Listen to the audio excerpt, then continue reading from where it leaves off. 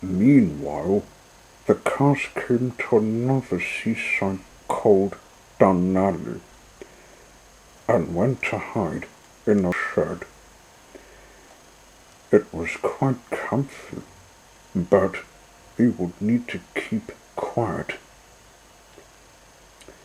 Closing the doors, he waited, watching the hoot through a crack in the right-hand door. Elke thought the situation was tough. "This reminds me of war times," he said to his friends. "We can't stay here waiting to be discovered by Rick. Let's go to that worksite. It looks abandoned, and we will have another way of escape." With a spin of their wheels, he drove into the abandoned worksite, knowing that it would be a sleepless night. Rick was a cook, and to defeat him, he needed a plan. He would lure him to tough foods away from the food. As soon as the moon rose high in the sky, Rick came upon the shed where the Austin Sevens first took refuge and saw the tracks. "Drat! These full-size toys have moved. Where are we?"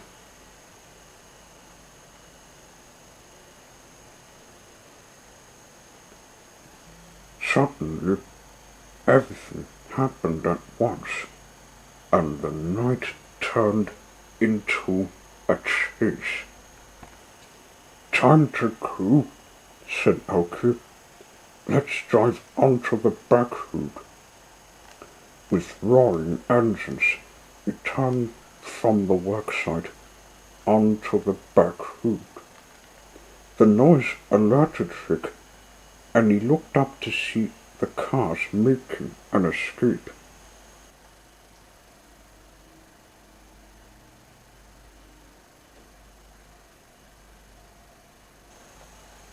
Elke, dark blue and maroon, came bucketing into a hilly woodland.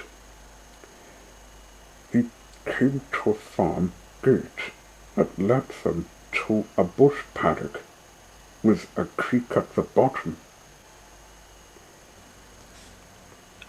They were built for off-roading. Rick the doorless van would not manage for long. At least, this is what they relied upon. "In her guise, we can tackle him with driving over the bumps," said Elke, and in they went. "Oh, this is a good stretch," said Maroon. "Oh, in the woods, eh? I'm not gonna lose you this time." Rick was old, but he thought he could tackle the off-road.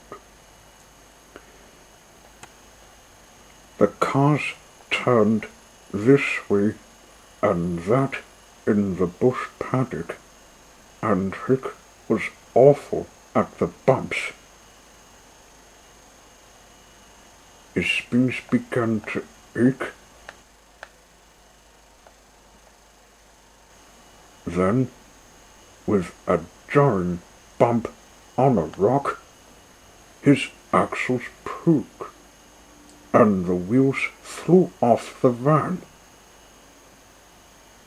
It slid further and further, and landed with a crash and a splash into the creek.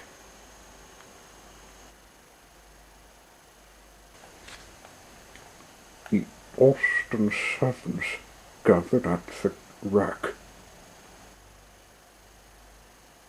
Others from the community were also walking behind them, curious to see what had happened.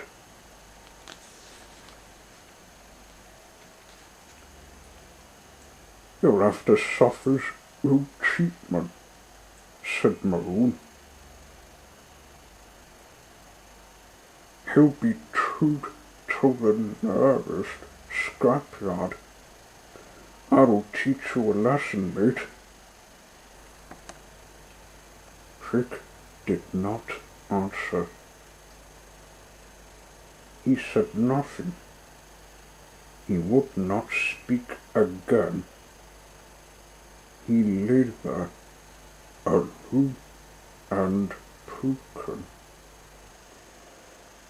For a time, there was great activity in the bush paddock.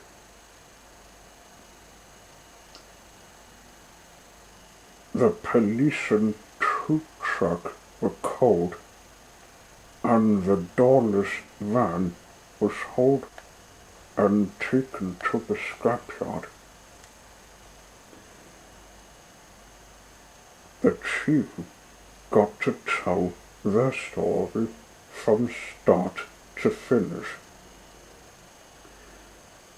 After some time, we were free to leave the accident site to have a much less troublesome journey into Sorrel, where we were thankful to finally sleep.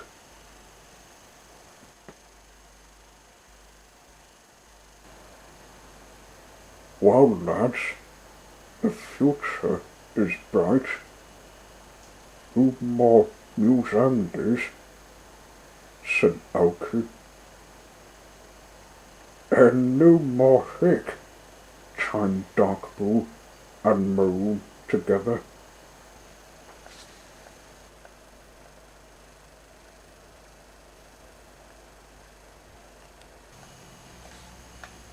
The final leg of their journey was filled with lines of people cheering and welcoming the Austin Sevens to Tasmania.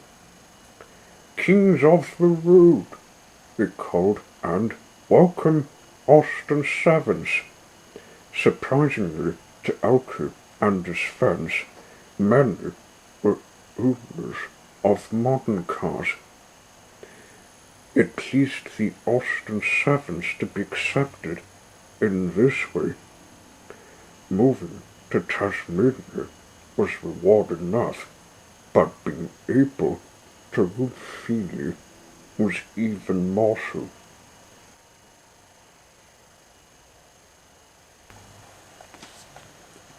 Elkie, Dark Blue, and Maroon continued on.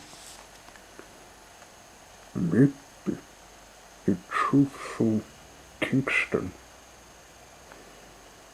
The suburb was alight with excitement.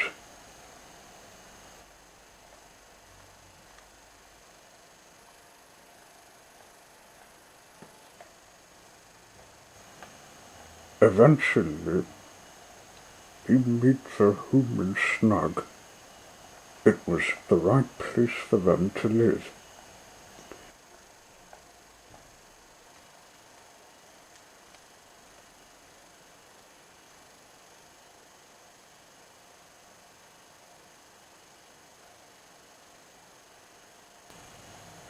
If you ever go to Snug, you might hear the horns toot, sing greetings